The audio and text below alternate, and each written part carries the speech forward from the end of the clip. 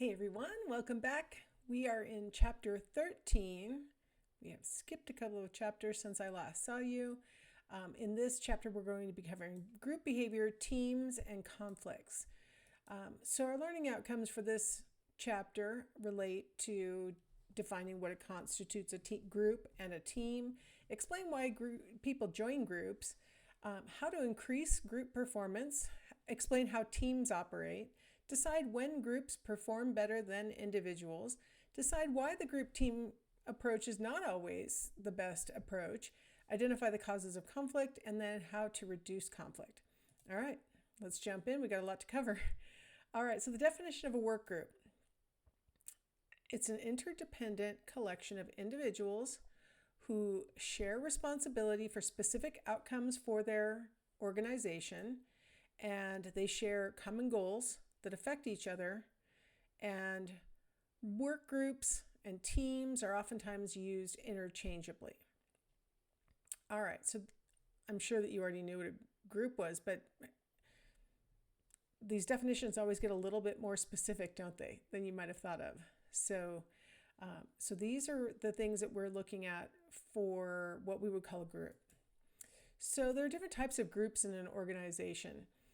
Formal groups, I've got a nice picture of what appears to be a very cohesive and well-defined team doing their work together with, I don't know, this person who's closer to the picture, to the camera, maybe is the team leader or the supervisor or something. I don't know. The key to a formal group is that it's, some kind of subunit that has been defined by the organization. So formal groups are sanctioned or created by the organization. Whereas informal groups, okay, here we have a group of people just sort of hanging out. Somebody in the background's working. The other three are sort of talking informally. They develop apart from the official organizational structure. It's certainly not something that was created by the organization. Maybe it would be condoned by the organization, but it definitely was not created for the organization's purposes. They exist relatively independently of the organization. In fact, you might sometimes call some of these informal groups kind of cliques, right? Like you might have had in high school or something where certain students just sort of gravitated toward each other and just sort of became a group. Now, if you remember the definition of what a group is, though, in this context, we're talking about people who maybe are still cooperating and collaborating and working on organizational goals, even though the organization didn't put them together, right? So maybe these three are having a little conference about what they're doing in the organization and getting each other's ideas, maybe troubleshooting, something like that. A lot of times these informal groups pop up among people who work close to each other, physically, so that they can kind of, oh, hey, you've got a second? Can we talk about this? Actually, it's funny because just today I had a little informal group pop-up thing with somebody who's on my same hallway. And we were talking about organizational things, like ideally, some ideas for improving something that nobody asked us to try and improve. But that might be, if we were to, by sharing our ideas, we had some ideas for things that maybe could make the organization run better in certain ways. And that's not uncommon that it's somebody, I had that conversation with somebody who was in my hallway because I could see that the door was open and the person might have a second.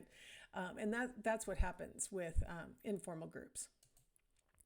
All right, so the functions of informal groups. Oh, you should remember this from when we talked about Maslow's hierarchy of needs. We have his hierarchy of needs on the screen.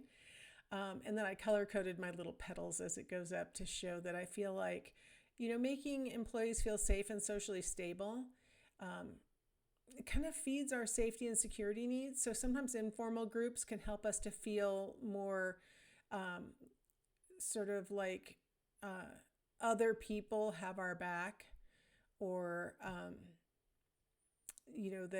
that our job might be more secure if we collaborate with this person.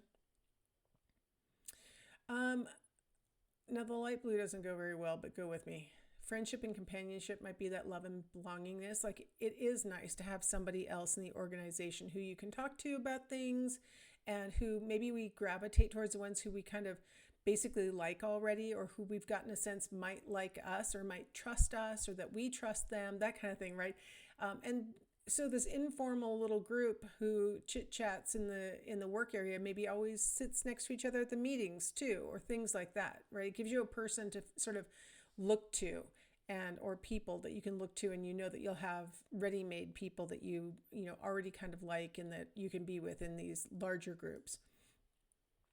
Facilitate cooperation among employees. That might help build self-esteem, right? Because if we have other people who we work with and who help us and we help them helping us helps us to feel like somebody values us and wants us to do well, and that builds our self-esteem. Us being able to offer help, that makes us feel valuable, makes us feel like we have something that we can share. And so it sort of goes both ways. It also allows us to regulate our social and our task behaviors, because it's hard to sit in your cubicle for 8 hours a day with a 1 hour lunch break and not need to socialize sometimes. Of course, we need to stay on task, but having these little informal work groups gives us maybe an outlet for some of our social instincts. And hey, we stayed on topic. We're still talking about work, but it gives us an opportunity to sort of get some of those social needs met. And then of course it makes us more able to go back to our work tasks. And honestly, some of the conversations that are had in informal work groups can improve our task behaviors, because maybe we've gotten ideas from our peers for what to do and how to do it. So when we talk about groups, we oftentimes talk about like social factors and how groups can influence us.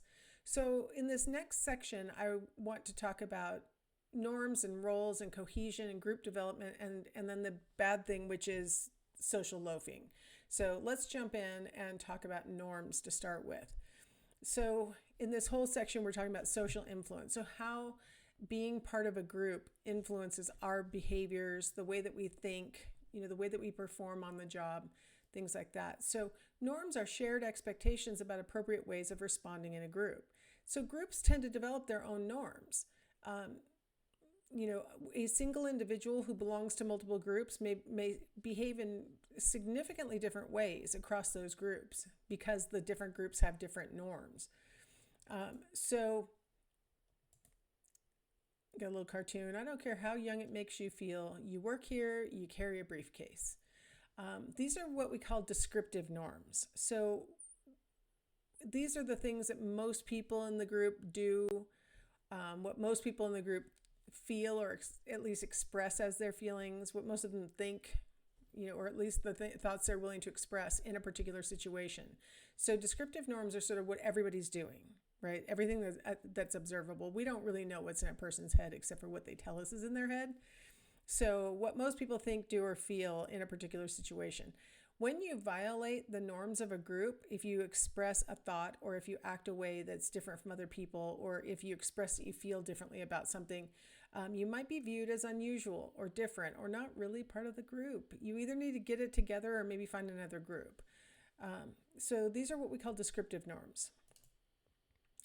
This is the silly hats only group, and you'll notice that the one who's not wearing a silly hat got a beat down from the ones who are wearing silly hats. These are what we call prescriptive norms. And honestly, the cartoon on the left, him saying, if you work here, you carry a briefcase, is technically a prescriptive norm too. He's saying you're supposed to do it. In descriptive norms, a lot of times you don't overtly tell the person that they're holding the wrong thought or they're doing the wrong action. That's usually a prescriptive norm thing to do. So this is what you should do, feel, or think in a particular situation. And when you violate these prescriptions, you're seen as dysfunctional. You're not fitting in with the group in a way that maybe is undermining group cohesion, or you're doing something harmful as a function of not corresponding to these prescriptive norms. Maybe you're viewed as a bad employee because you won't get with the program. So descriptive norms are much more passive, in the sense that if you violate, you're seen as unusual or different. It's not that anything's done to you by being unusual or different. In the prescriptive norms, you might get a beat down if you're not wearing your silly hat. Ideally, that's an exaggeration. Norms do develop gradually within a group, but once they start to develop, they tend to get passed down from one group member to another. So as new members of the group arrive, the norms are sort of taught to the new group, and not on purpose. Again, a lot of these are not prescriptive. A lot of them are descriptive. And so everybody else has their pad of paper and their pencil when they come to the meetings. And so pretty soon the new members of the group are bringing their pad of paper and their pencil. Even if nobody writes anything down, you just start doing it because everybody else is doing it. So it can be passed down very passively, or it can be passed down actively. What are you doing without your paper and your pencil? You better bring your paper and your pencil. You need to write this stuff down. Like it might be a prescription. So the new members come in. Now they might adjust it. So everybody else is bringing their pad of paper and a pencil, and the new members are like, I'm bringing my iPad. I'm going to make my marks on my iPad. I was just in a meeting with somebody who had an iPad, and I'm like, man, I've never effectively used such a thing to my advantage. So I thought that was pretty impressive. But new members bring along maybe a little tweak on the old norm. And that's not necessarily seen as unusual or different if it's just a little tweak off. And maybe even we could all objectively agree that it's kind of an improvement. Oh, maybe I want to get an iPad now, right? Kind of thing. Now, roles are a set of behaviors that are expected of a person who occupies a particular position in a group or an organization. We've talked about roles within the organization. So what we're talking about here now is group roles. So here my cartoon says job description in quotation marks, and then the chicken says other duties as required, and then the robot says it's the slavery clause. I think the appropriate IO term is mission creep clause, where suddenly you're just sort of doing everybody's work. But in role concept, we're talking about how people perceive the various situational forces acting on them. If you have a sense that it's expected that you do more things than what was in your job description, that becomes part of your role concept. Well, I guess I just sort of ad hoc pick up whatever needs to be done, and I guess my job's just getting bigger, but for the same pay. So some people perceive the situational forces as sort of more prescriptive ones, to flash back to the last slide. More you have to do it. Others interpret it as, well, I guess if I wanted to do these things, I could, but I don't have to, kind of things. That's sort of their concept of what their role is. People have different concepts, and some people's concept leads to very bad work-life balance, and other people's role concept helps to keep things separated. Just a hint. Role differentiation is the process by which a group or organization establishes distinct roles for various group or organization members. So in this cartoon in 1986, the chicken says, it's not my department. And in 2006, it says, it's beyond the scope of my role. When we talk about role differentiation, we're talking about how a group can figure out who's doing what within the group.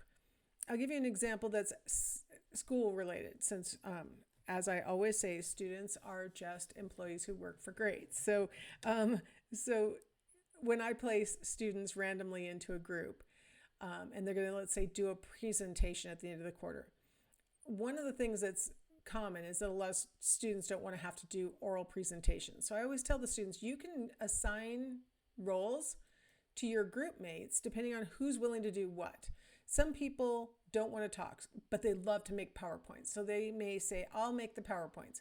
And somebody else might say, well, I'm really good at organizing things, so I'll make like the outline of what needs to go onto the PowerPoints. And somebody else might say, I've got great art skills. I'm going to, do the artwork for the PowerPoints that we'll be putting on there.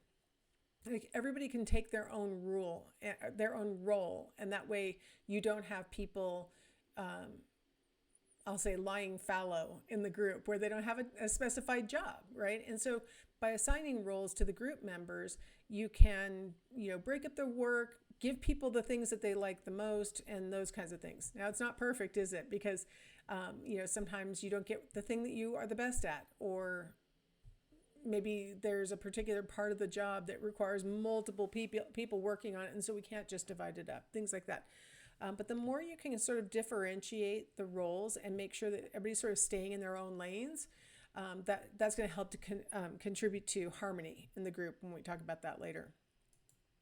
All right, let's go ahead and stop here, and we'll talk about cohesion in the next video.